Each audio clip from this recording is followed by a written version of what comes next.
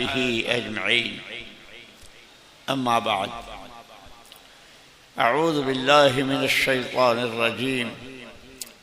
بسم الله الرحمن الرحيم. لقد من الله على المؤمنين إذ بعث فيهم رسولا من أنفسهم يتلو عليهم آياته ويزكيهم ويعلمهم الكتاب والحكمة وإن كانوا من قبل لفي ضلال مبين.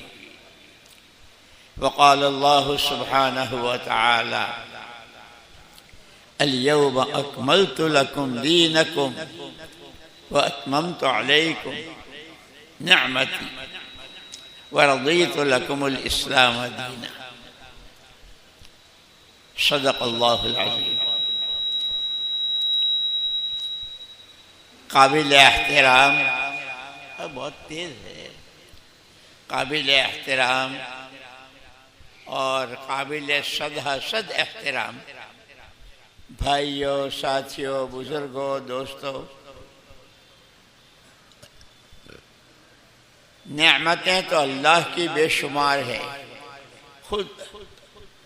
خود اللہ نے کہہ دیا ہے، اگر تم نعمتوں کو گننا چاہو تو گن نہیں سکتے. لیکن جس کو اللہ نے خود کہا کہ میں نے کامل مکمل نعمت، میری نعمتوں میں جو نعمت سب سے بڑی کامل ایسی کہ اس میں کسی طرح کی کوئی کمی باقی نہیں رہی، وہ خود اللہ نے، حضور پاک صلی اللہ علیہ وسلم نے جب اپنی پوری ذمہ داری، پیغمبری کا تاج سر مبارک پر رکھے جانے کے بعد جو آپ کو ذمہ داریاں دی تھی دو: یا ایھا النبی انا ارسلناک شاہدا ومبشرا ونذیرا وداعیا الی اللہ باذنہ وسراجا منیرا.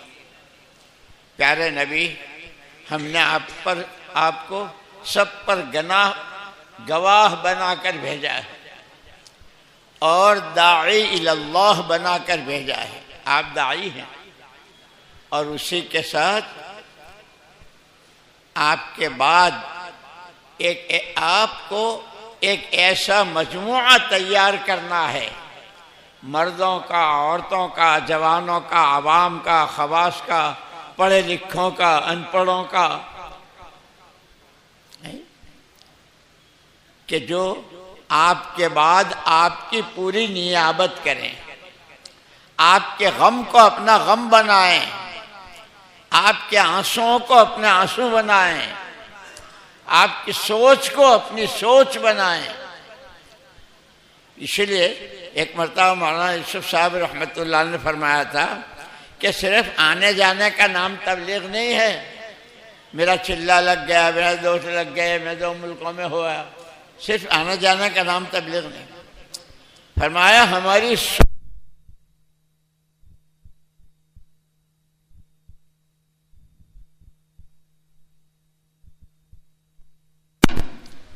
کہ ہماری سوچ محمد الرسول اللہ صلی اللہ علیہ وسلم والی سوچ کے قریب. حضرت حضور کی سوچ کیا تھی کہ دنیا میں جتنے انسان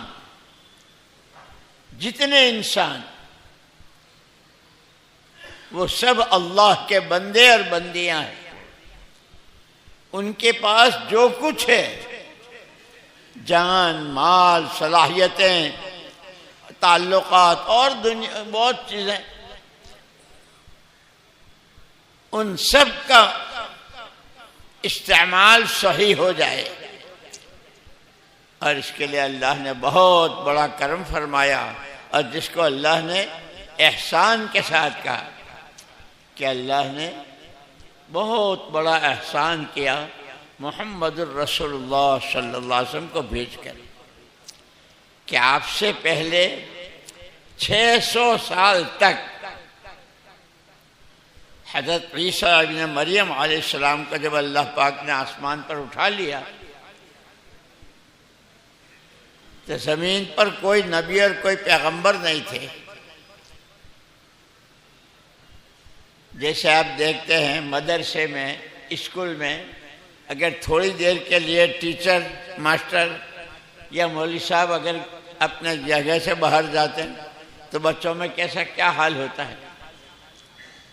حضرت عیسیٰ علیہ السلام کے آسمان پر زندہ اٹھا لیے جانے کے بعد زمین بالکل خالی تھی، جو انسانوں کی رہبری کرے، انسانوں کو اچھے برے کی تمیز کرائے، حق کیا ہے، ناحق کیا ہے، عدل و انصاف کیا ہے، ظلم و ستم کیا ہے. کوئی تو جہالت کے سمندروں میں ڈوبکیاں کھا رہے تھے. اللہ کو تو کوئی پہچانتا ہی نہیں تھا. شرک اور کفر، جہالت. لیکن حدیث میں ہے الخلق عیال اللہ، مخلوق جو ہے تمام انسان یہ اللہ کا کٹم قبیلہ ہے، اللہ کا کنبہ ہے. احب الناس الی اللہ، اس پورے کنبے میں اللہ پاک کو سب سے زیادہ پیارا وہ ہے جو اس کے کنبے کے لوگوں کو نفع پہنچاوے. پھر یہ جو ہم سے بار بار کہتے ہیں بھائی سمجھنے کے لیے نہیں سمجھتے ہو تو جو سمجھے ہوئے ہیں، نہیں جانتے ہو تو جو جانتے ہیں. علماء کرام کی، اللہ والوں کی، یعنی پرانوں کی، اچھوں کی صحبت اختیار کرو.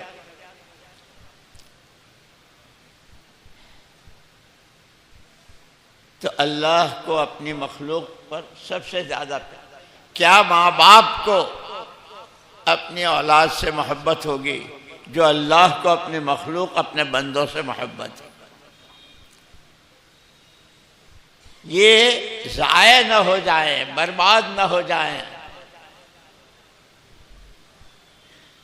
ان کو جو ہم نے دیا ہے، وقت دیا ہے، پیسہ دیا ہے، صلاحیتیں، سوجھ بوجھ دی ہے، وہ صحیح ٹھکانے لگیں اور یہ انسان بن کر رہیں. اس لیے کہ علماء نے، مولانا محمد یوسف صاحب رحمۃ اللہ علیہ فرمایا کرتے تھے ہر آدمی میں 4 نسبتیں ہیں: حیوانیت کی، فرشتے پن کی، ایک جانور پنے کی، فرشتے پن کی، اللہ کی خلافت کی اور نبی کی نیابت کی. یہ 4 نسبتیں ہیں. اور ان 4 نسبتوں کے ساتھ ہر فرد بشر کو ایک محنت کا جوہر دیا. محنت کسے کہتے ہیں؟ یہ جو بول رہا ہوں نا، یہ زبان کی محنت ہے. آپ کانوں سے سن رہے ہیں، کانوں کی، دماغ سے سوچ رہے، سمجھ رہے ہیں، وہ سر سے پیر تک کے اعضاء کی حرکت کا نام محنت ہے. اور یہ محنت کا جوہر ہر انسان کو دیا ہے. اس کی اتنی قدر ہے کہ یہ اپنی محنت کے جوہر کو جس پر لگائے گا وہ چیز اچھل کر باہر آئے گی. اسی لیے مولانا یوسف صاحب رحمۃ اللہ علیہ فرماتے تھے کہ جیسے 4 نسبتیں ہیں ایسے جانور بھی 4 قسم کے ہیں. ایک جانور وہ ہے کہ اس کو چارہ مل گیا، دانہ مل گیا، جب دنیا مرے جیے، اس کے برابر میں اس کی ماں بیٹھی ہے جس کے پیٹ سے ہوا، اس کا باپ بیٹھا ہے، وہ بھوکا ہے، میاں ہے، کیا ہے، میرا پیٹ بھر جائے. کہ جانوروں کی پہلی قسم ہے. دوسری قسم جانوروں کی اپنا پیٹ بھرنے کے لیے دوسرے کو مارنا، لات والا ہے تو لات مارنا، اپنا پیٹ بھرنے. تیسرا، اپنا کام بنے نہ بنے کسی کا بننے نہیں دینا. اور چوتھے کہ خالی اتنا نہیں، کسی کو صحیح سالم جانے ہی نہیں دینا. جیسے سانپ،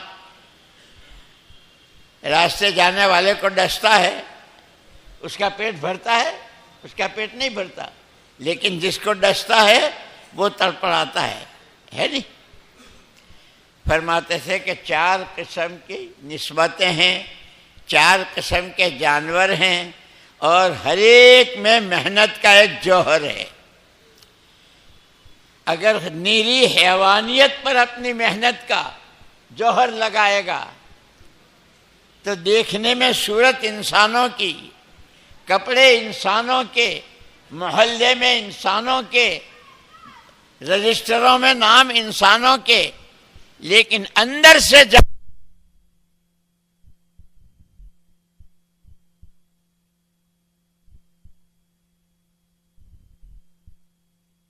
ہو نہ ہو لیکن نقصان ضرور پہنچانا، جیسے سانپ اور بچھو ڈنک مارتا ہے، سانپ ڈستا ہے تو اس کا پیٹ بھرتا ہے، لیکن جس کو ڈستا ہے وہ تل ملاتا ہے۔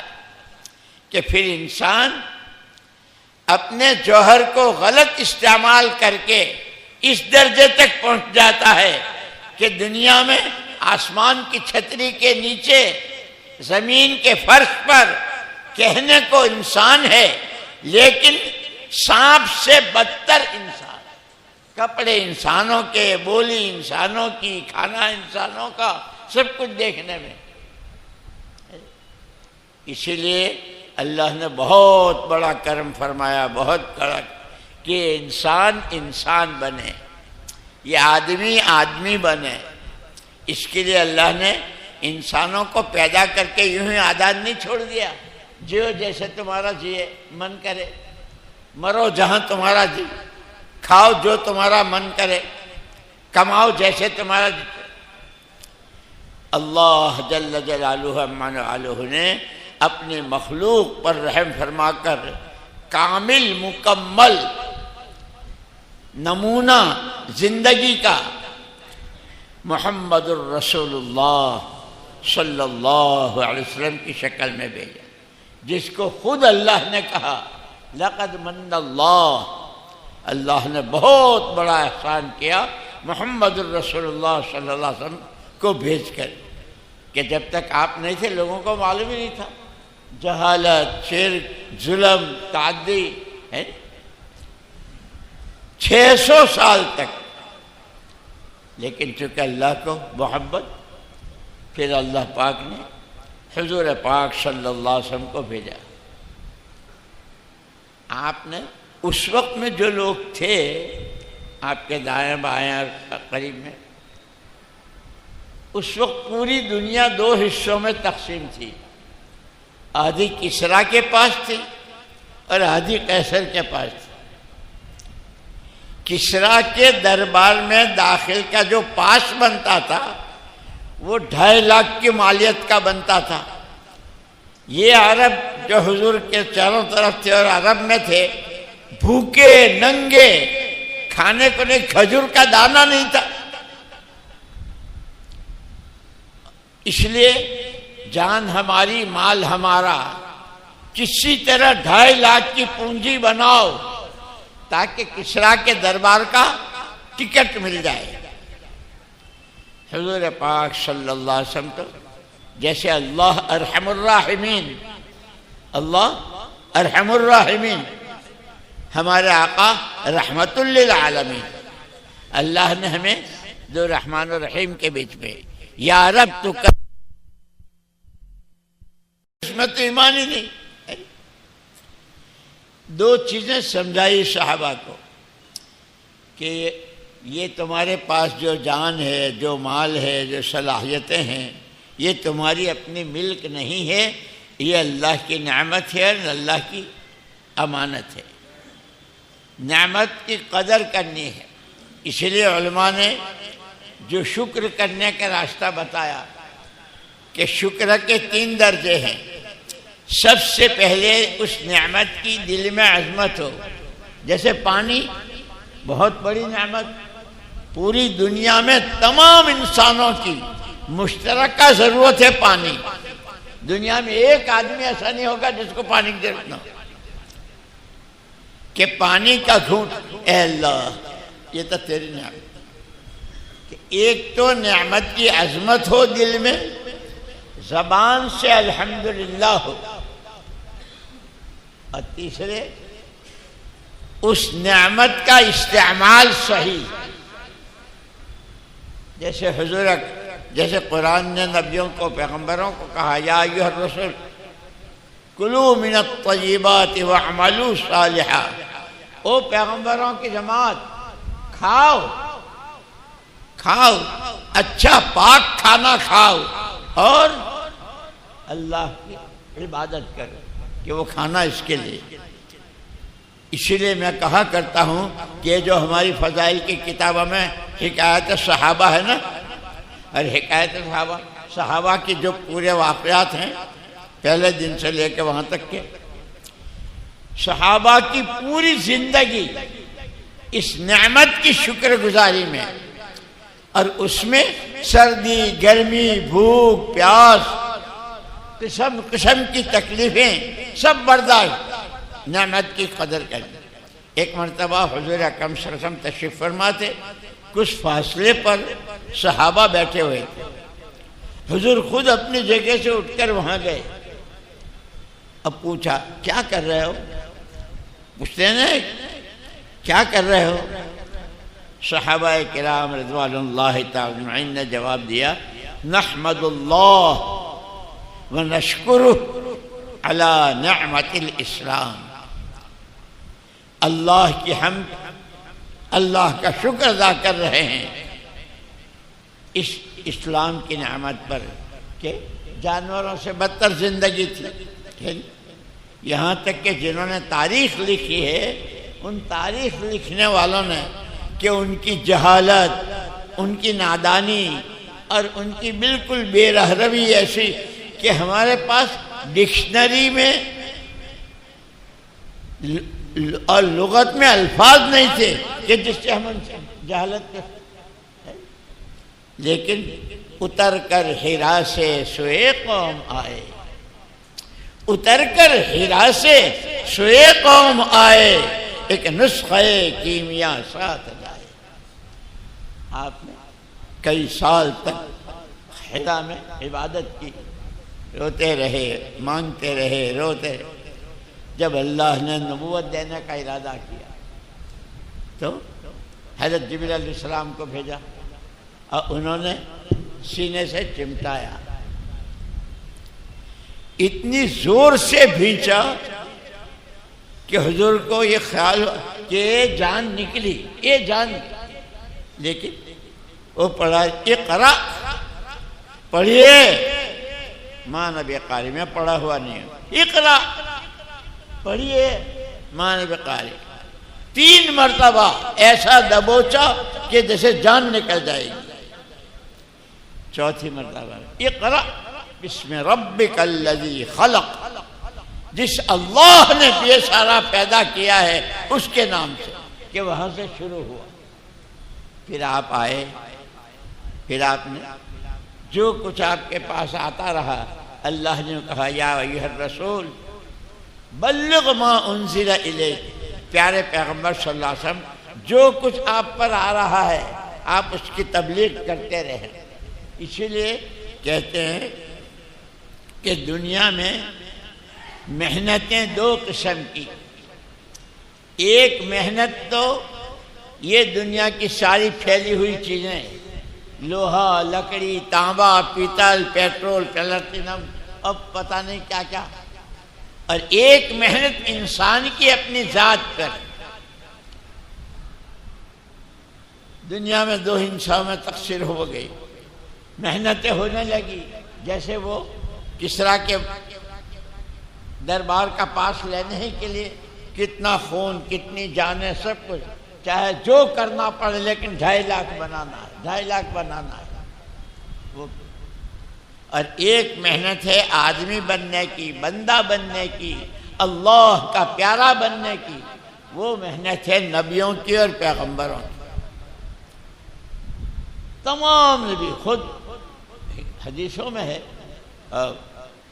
معارف الحدیث مولانا منظور نعمانی صاحب رحمۃ اللہ علیہ کی میں پڑھ رہا تھا پرسوں، حضور نے خود فرمایا مجھے اللہ نے یہ دولتیں، یہ زمینیں، اس کے لیے نہیں بھیجا ہے، مجھے تو بھیجا ہے اس کام کے لیے، وہ میری ذمہ داری ہے، اور اس ذمہ داری کو پورا کرنے میں جو آپ کو تکلیفیں ہوئی، اوذیت فی اللہ ما لم یؤذ احد، جتنا میں ستایا گیا، جتنا مجھے ڈرایا گیا مجھ سے پہلے، حالانکہ وہ نبی جن کے اوپر آرے چلے، جن کو شہید کیا، اب بنی اسرائیل نے تو ایک ایک دن میں 70 نبیوں کو شہید کیا، لیکن حضور فرماتے ہیں ان سب کی ساری تکلیفیں ایک طرف اور آپ کی تکلیف ایک طرف، جو اللہ نے ذمہ داری دی تھی بندوں تک پہنچانے کی کہ اب آپ کے بعد کوئی نبی نہیں ہے، آپ آخری نبی ہیں، جیسے حضرت عیسیٰ علیہ السلام نے کہا تھا کہ میں ایک خوشخبری لے کے آیا ہوں، ایک نبی منتظر جن کا انتظار ہے وہ آنے والے ہیں، اور پھر یوں کہ عربی میں ایک کہاوت ہے جو جس چیز کی تلاش میں لگتا ہے اس کو وہ ملتا ہے۔ حضرت سلمان فارسی رضی اللہ تعالیٰ آگ کے پجاری تھے، آگ پوجتے تھے، ان کا پورا خاندان، لیکن وہ تو اللہ کی طرف سے ہے، جس کو اللہ چاہتے ہیں ہدایت دیتے ہیں، صحیح راستہ دکھاتے ہیں، جھوٹا سچا بنتا ہے، ظالم انصاف والا بنتا ہے، یہ سب اللہ کی طرف سے۔ حضرت سلمان ایک پادری کے پاس رہتے تھے، اس کا انتقال ہو گیا، دوسرے پادری کے پاس، وہ بھی ادموا ہوا، تو اس سے پوچھا حضرت سلمان نے کہ اب یہ سب ہو رہا ہے تو اگر تم نہ رہے تو پھر تمہارے بعد ہم کہاں جائیں؟ تو اس دوسرے پادری نے یوں کہا کہ نبی آخر الزمان محمد الرسول اللہ صلی اللہ علیہ وسلم آنے والے ہیں، ان کا وقت ہو گیا ہے۔ اچھا وہ کہاں آئیں گے؟ کہ وہ عرب میں آئیں گے۔ تو عرب میں تو اور بھی بہت سارے آدمی ہوں گے، میں کیسے پہچانوں گا اگر میں جاؤں؟ تو اس پادری نے کہا 3 علامتیں ہیں، صدقے کا مال نہیں کھاتے،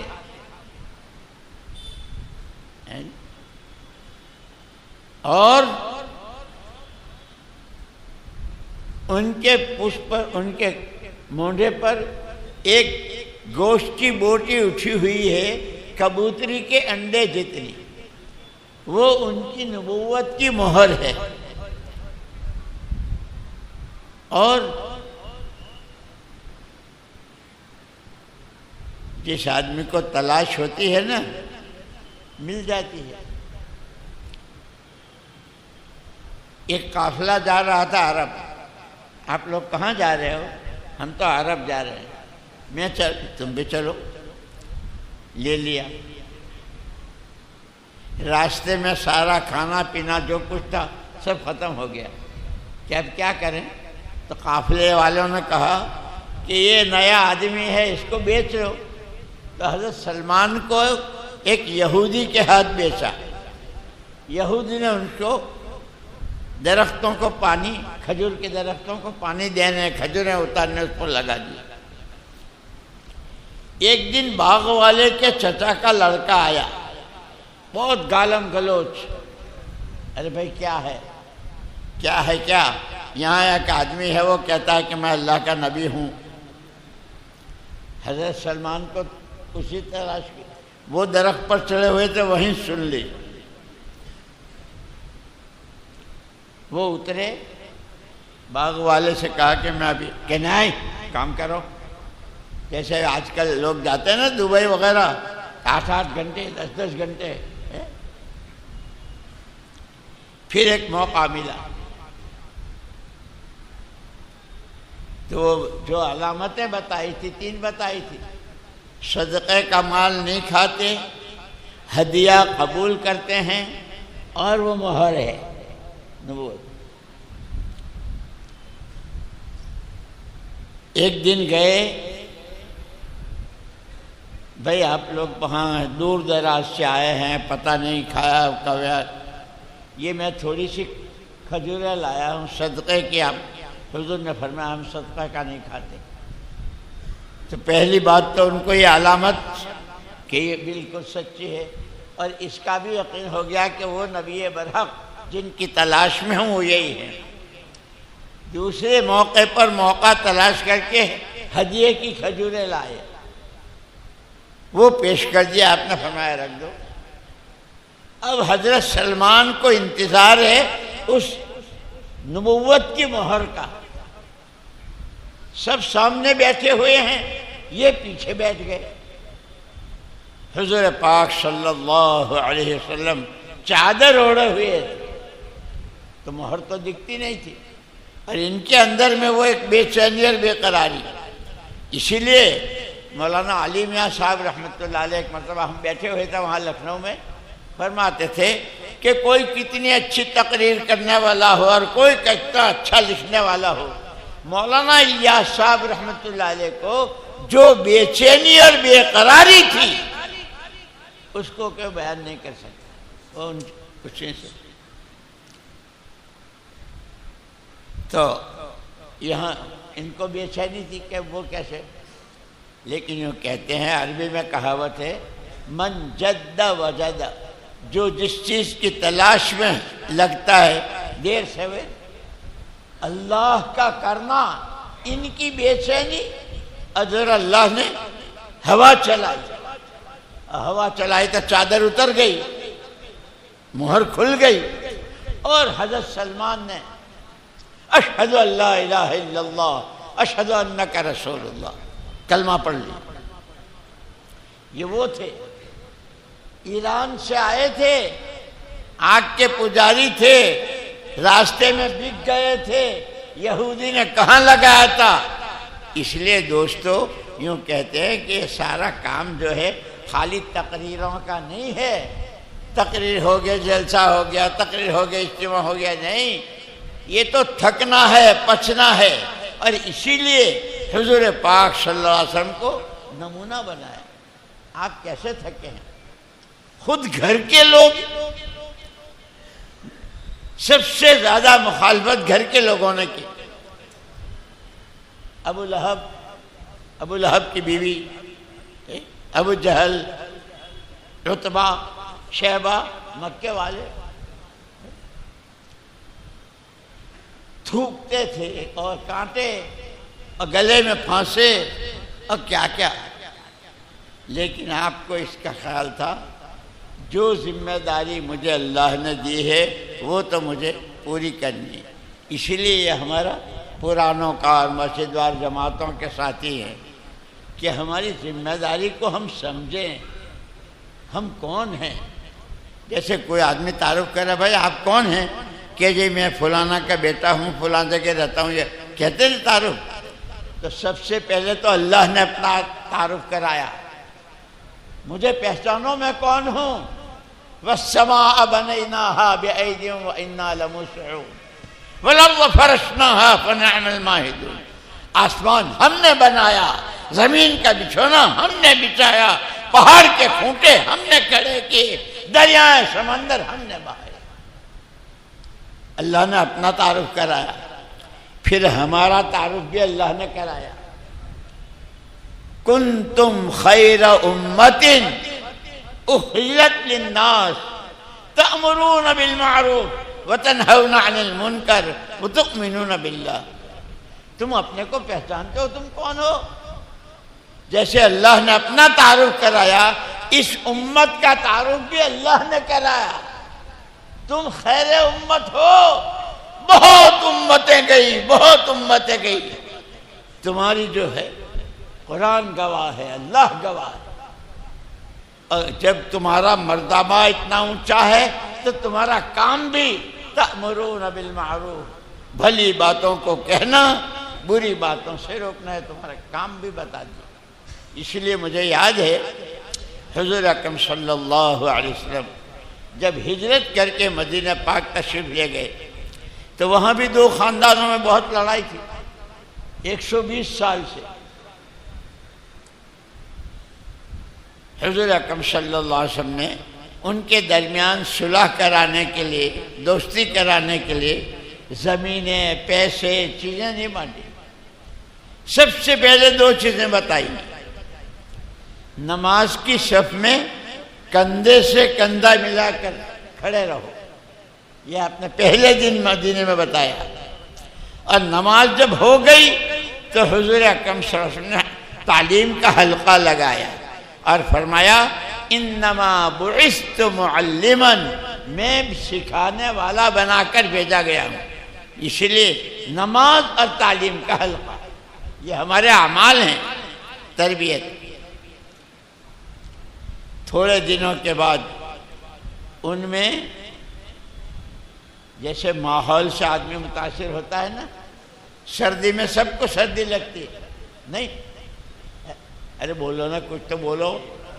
سردی میں سب کو سردی لگتی ہے، گرمی میں سب کو پسینے آتے ہیں، یوں کہ حضور پاک صلی اللہ علیہ وسلم کی برکت سے مدینہ منورہ میں جو ماحول بنا تھا، کوئی آدمی کہیں سے پرایا اجنبی آدمی کوئی آتا اور مدینے والوں میں سے کسی سے پوچھتے بھائی تم کون ہو؟ جب آدمی کسی سے ملتا ہے تو پوچھتا ہے نا بھائی تم کون ہو؟ پورے مدینے والوں کا ایک ہی جواب، سب کا، جن کے گھر کے چولہے نہیں جلتے تھے، جن کے بچوں کے پینے کے لیے چھاتیوں میں دودھ نہیں، لیکن جواب سب کا بندے اللہ کے ہیں، بندگی زندگی کا مقصد ہے، امتی محمد صلی اللہ علیہ وسلم کے ہیں، ان کا کام ہمارا کام، یہ جواب تھا مدینے والا۔ اس لیے ہمارے مولانا عبید اللہ صاحب رحمۃ اللہ اس کی بہت دعا مانگا کرتے تھے، اے اللہ اے اللہ اے اللہ، ایک دفعے پوری دنیا میں قرن اول کی لہر دوڑا دو، ہر آدمی دین سیکھ رہا ہو، ہر آدمی اللہ کا بندہ بن کے جی رہا ہو، ہر آدمی نبی رحمت کا، کہ جیسے ہمارے نبی صلی اللہ علیہ وسلم رحمت للعالمین، سب کے لیے رحمت، کہ ہمارا کوئی دشمن نہیں، ہمارا سب سے بڑا دشمن ہمارا نفس، ہمارا شیطان، اس کو قابو کرنا ہے۔ اور اسی لیے حضور اکرم صلی اللہ علیہ وسلم نے فرمایا الکیس من دان نفسہ وعمل لما بعد الموت، سب سے سمجھدار آدمی وہ ہے جو اپنے پر قابو پاوے اور مرنے کے بعد کی زندگی میں کام آنے والا عمل کرے۔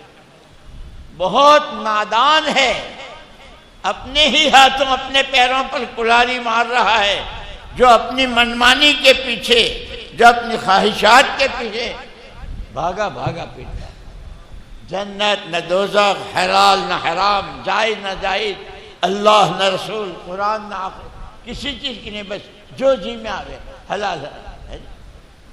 اس لیے قرآن نے سب سے پہلے ذالک الکتاب لا ریب فیہ ھدی للمتقین الذین یؤمنون بالغیب ویقیمون الصلاۃ ومما رزقناہم ینفقون۔ ایمان، عمل اور خرچ صحیح ہو، تو خرچ تو جب ہوتا ہے جب آمدنی ہو، پہلے آمدنی ہوتی ہے تو خرچ ہوتا ہے، کہ پہلے اپنی کمائیوں کو صحیح کرو۔ ہمارے پاس ایک آدمی، کئی سال ہو گئے، ہم جب نظام الدین میں تھے، ایک آدمی آیا، رو رہا ہے، ارے بھائی تجھے کچھ کہنا ہے تو کہہ تو صحیح۔ اس نے کہا کہ میں بہت بڑا بزنس مین تھا، مارکیٹ میں میرا نام تھا، پھر جن پارٹیوں سے مال آتا تھا ان کو دینے کے لیے میرے پاس نہیں، اور جن سے مجھے لینا تھا وہ کوئی منہ نہیں دکھاتا تھا، بہت پریشان۔ اسی پریشانی میں زیارت ہوئی حضور پاک صلی اللہ علیہ وسلم، آپ نے فرمایا بہت پریشان ہو، کیا بات؟ اللہ کے پیارے پیغمبر صلی اللہ علیہ وسلم، جن کے یہاں سے میرا مال آیا ہے، جن پارٹیوں کو مجھے دینا ہے، دینے کے لیے میرے پاس کچھ ہے نہیں، اور انہوں نے میرا جینا مشکل کر رکھا ہے، صبح سے شام تک ہمارا لاؤ ہمارا لاؤ ہمارا لاؤ. جنہوں نے مجھ سے مال لیا ہے وہ کوئی شکل ہی نہیں دکھا رہا. خواب ہی میں ان سے پوچھا اللہ کے رسول صلی اللہ علیہ وسلم کتنا ہے؟ تو انہوں نے جو اپنی وہ بتائی اتنا ہے. حضور پاک صلی اللہ علیہ وسلم نے خواب میں فرمایا میری ایک نصیحت یاد رکھنا، کبھی سود میں بیاج میں یہ لون اور سود اور ٹریس اور پتہ نہیں کیا کیا نام الگ الگ کہتے ہیں، اس میں ہاتھ مت ڈالنا. آنکھ کھل گئی، نماز کے لیے مسجد گیا، مسجد سے جب واپس آیا تو ایک آدمی اتنا بڑا پوٹلا لے کے کھڑا تھا.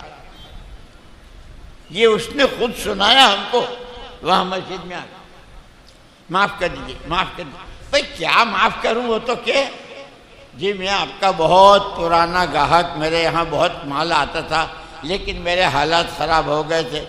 نیت میری تھی کہ جس دن میرا ہاتھ کھلے گا میں سب کا وہ لے لیا اور اس کو کہ جا بھائی معاف کر دیا.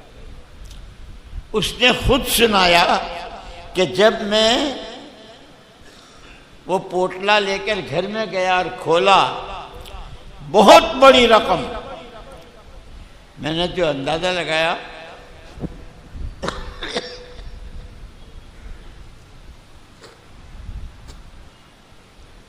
تو جو مجھے پارٹیوں کو دینا تھا وہ سب ادا ہو رہا تھا.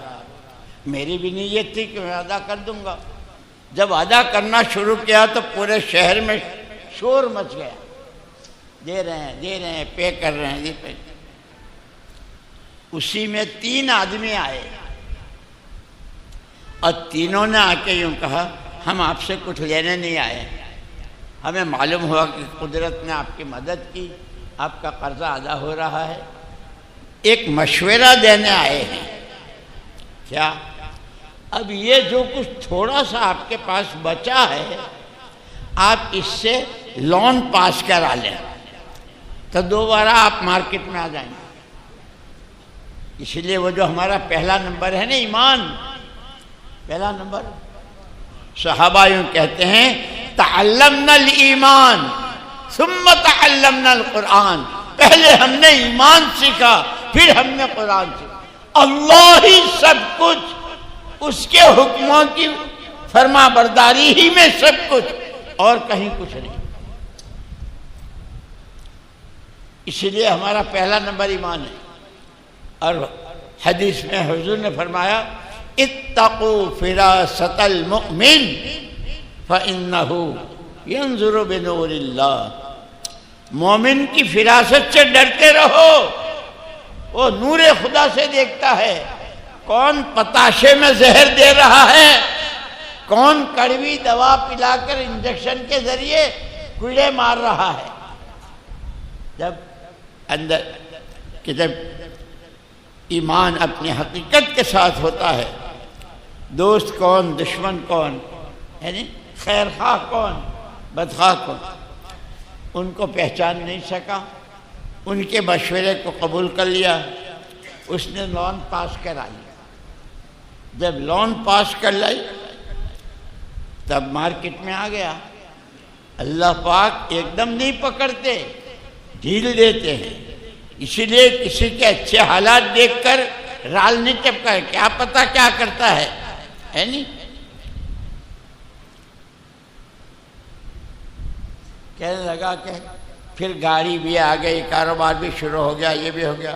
لیکن جیسے مارکیٹ میں حال اونچے اپ ڈاؤن ہوتے ہیں، اب میرے حالات اتنے خراب ہو گئے ہیں کہ میرے پاس رہنے کے لیے گھر بھی نہیں ہے.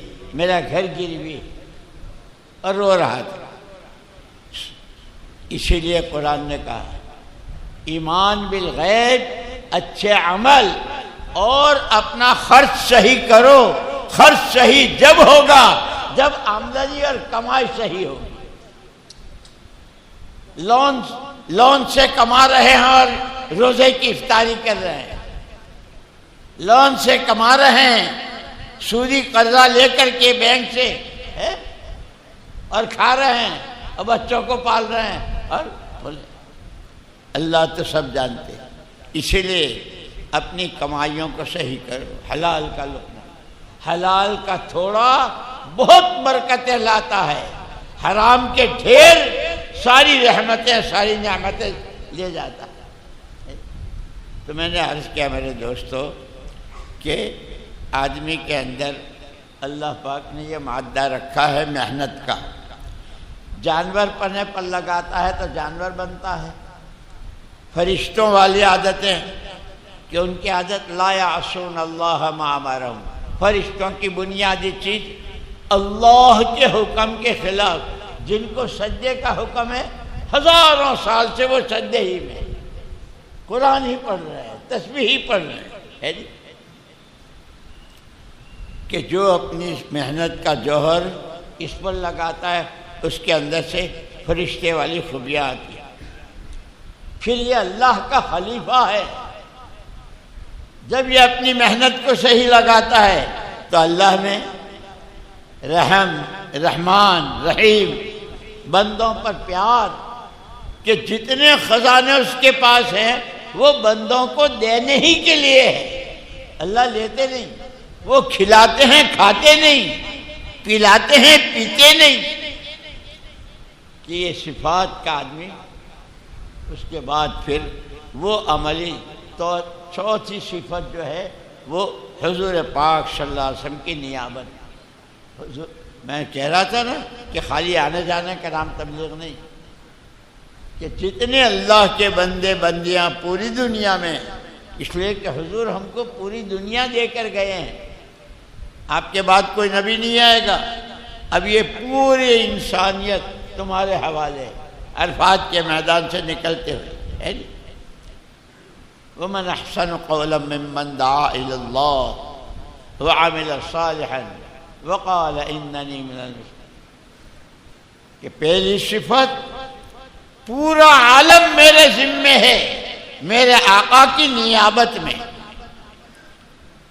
لیکن ساتھ کے ساتھ وَعَمِلَ صَالِحًا، میری اپنی ذاتی زندگی مجھے حکموں والی اور شریعت سنت والی بنا۔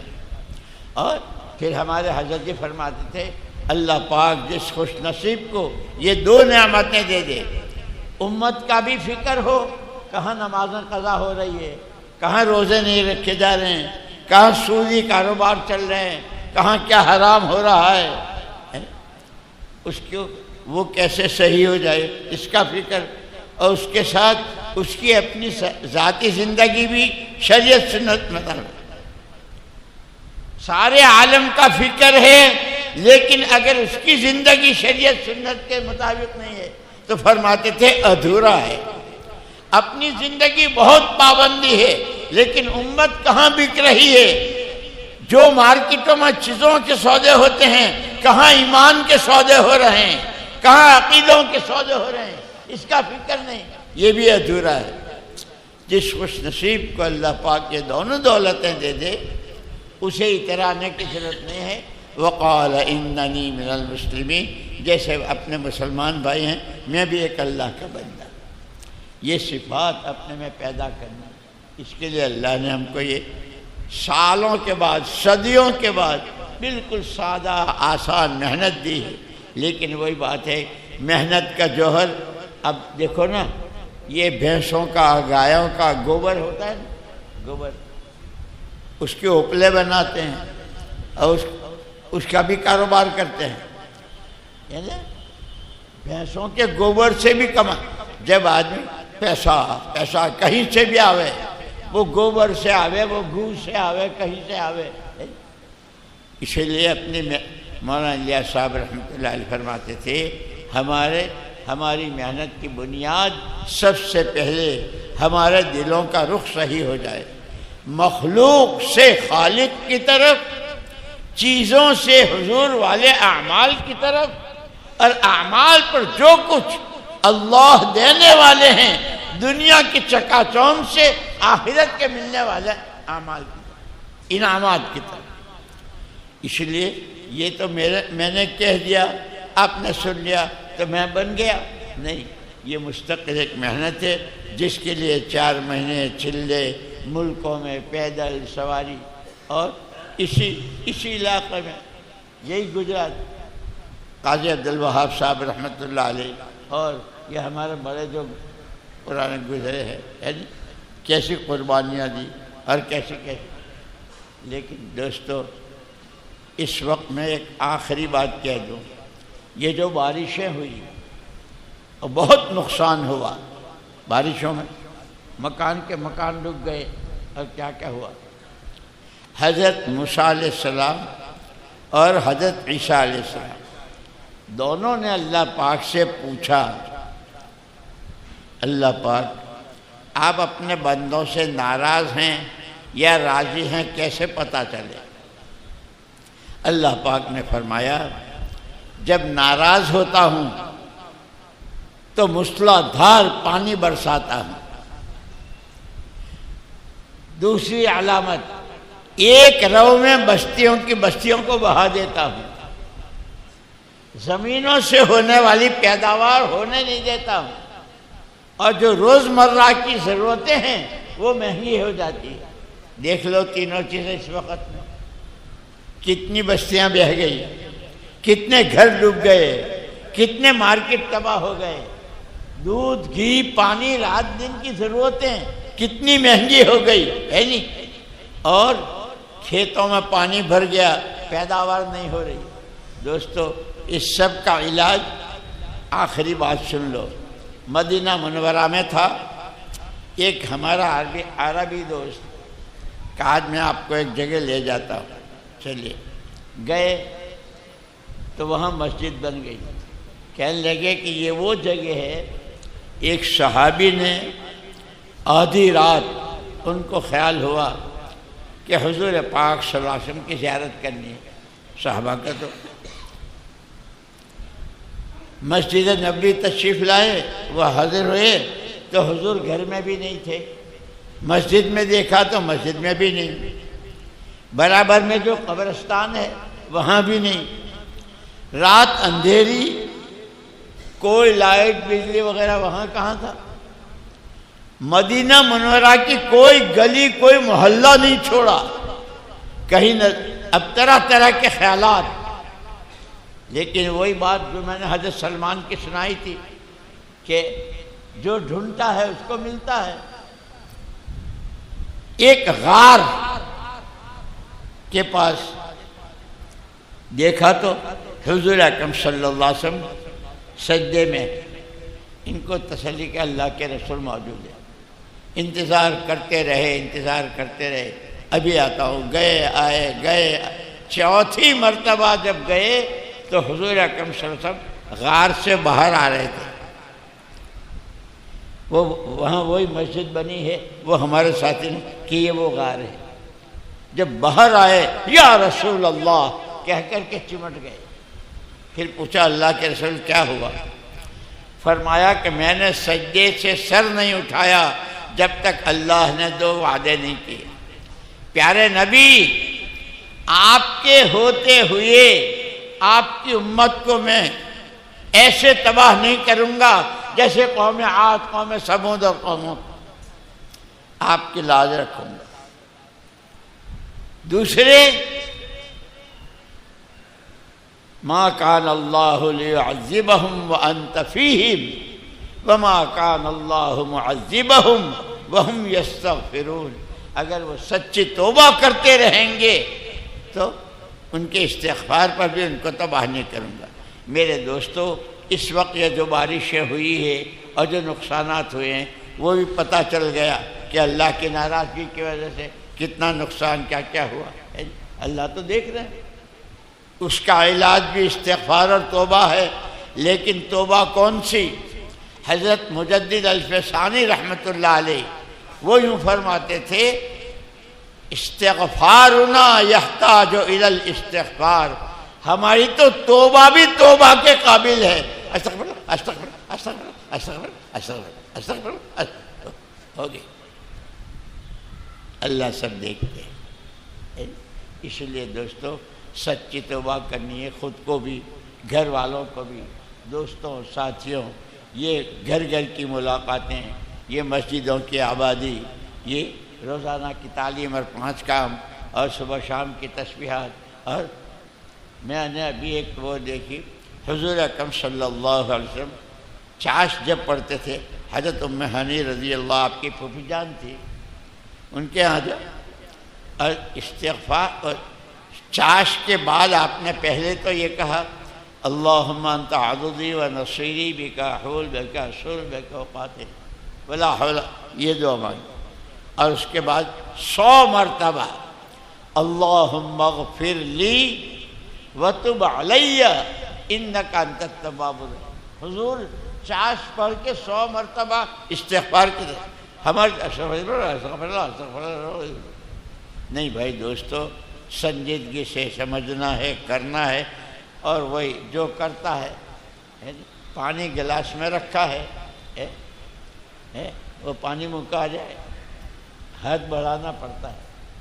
اللہ کی رحمتیں، اللہ کی مددیں، اللہ کے خزانے، اللہ کی داد و دہش ہمارے اس کے لیے اللہ کی طرف رجوع کرنا، اللہ پچھلے گناہوں پر معافی مانگنا، آگے صحیح چلنے کی نیتیں کرنا، اور اس کے لیے یہ سادہ سا کام ہے۔ کہاں صحابہ کے مجاہدے، کہاں ان کے پیٹوں پر پتھر، اور کہاں کیا کیا، کتنے کتنے دنوں کی بھوک اور پیاس، ہم تو کھاتے پیتے ہیں۔ اللہ پاک ہمیں معاف فرماوے اور سچی توبہ نصیب فرماوے، اور کام کرنے والے۔ اور چونکہ یہ سارا مجمع 4 مہینے والوں کا ہے اور مسجد وار جماعتوں کا ہے، تو یہ خود اپنا حساب کرے کہ ان 4 مہینوں کے لگانے کے ساتھ انہوں نے اس کام پر کتنوں کو لگایا، کتنوں کی 4 مہینے کی تشکیلیں کی۔ یہ مسجد وار جماعتوں کے ساتھ ہی دوسری کتنی مسجدیں آباد کی، تعلیم سے، ذکر سے، نمازوں سے، دعاؤں سے، اعتکاف سے۔ اس لیے یہ سارا مجمع بھی اپنی پچھلی، میں تو کہا کرتا ہوں کہ جیسے انگریزی سال شروع ہوتا ہے جنوری سے، جنوری فروری، اور ہمارا اسلامی سال شروع ہوتا ہے محرم سے۔ پچھلے سال جن کا سال گیا وہ تاجر، وہ دکاندار، ارے پچھلے سال تو بہت نقصان ہوا تھا، اب تو ذرا سا اور آگے ہے نہیں، پچھلے سال اتنا نفع ہوا تھا، اب اس سے اور زیادہ کرنا ہے۔ وہ جنوری والے اس کو سوچتے ہیں۔ ہمیں پچھلے سال سے، محرم سے لے کے اس محرم تک کتنے تقاضے نمازوں کے، جماعتوں کے، تسبیح و ذکر کے، اخلاق کے، لوگوں کے ساتھ بھلا برتاوا کرنے کے، اور اللہ کے راستے میں اپنی جان و مال کے ساتھ جانے کے کتنے تقاضے ہیں۔ اس میں جو کمی ہوئی اس پر استغفار کرنا ہے، اور اب یہ محرم ختم ہوا اور شروع کرنا ہے۔ نیتیں کریں انشاءاللہ آگے پورے سال، اور نیت پر اللہ وہ دیتے ہیں کہ کیا کیا بتاؤں۔ 2 آدمیوں میں حضور پاک صلی اللہ علیہ وسلم نے بھائی چارہ قائم کیا۔ ایک بھائی جہاد میں شہید ہو گئے، دوسرے بھائی کا اپنے گھر انتقال ہوا۔ صحابہ سے پوچھا تم نے کیا کیا؟ یہ ہم نے ان کی نماز پڑھی، ان کے لیے دعائیں کی، یہ کیا۔ حضور نے فرمایا یہ تو تم نے کیا، لیکن سنو اس کی نیت یہی تھی کہ جب کبھی جو موقع ہو لبیک، حاضر ہوں حاضر ہوں۔ بیمار ہو گئے اس لیے نہیں جا سکے، ان کی نیت پر ان کو سارا ملے گا جو ان کے ساتھی کو وہاں شہادت ہے۔ اس لیے دوستو، سارے دوستو نیت کرو، انشاءاللہ ہم اب تک جتنی چوک ہوئی ہے، جتنی سستی ہوئی ہے، اللہ سے معافی مانگیں گے، اور جب جس وقت جیسا تقاضا ہوگا، پیدل، سواری، اندر باہر، دور قریب، علماء کا، مستورات کا، جو بھی ہوگا انشاءاللہ اس پر لبیک کہیں گے۔ کہو گے؟ اب ایک میری آخر درخواست، اس پورے مجمع میں اگر کوئی بھائی ایسا ہو جس کے ابھی تک 4 مہینے ایک ساتھ نہیں لگے، حالانکہ یہ تو 4 مہینے والوں کا اور مسجد کی جماعتوں کا مجمع ہے، لیکن اگر کوئی ایسا آ گیا ہے تو وہ کھڑا ہو جائے۔ جس کے ابھی تک 4 مہینے نہیں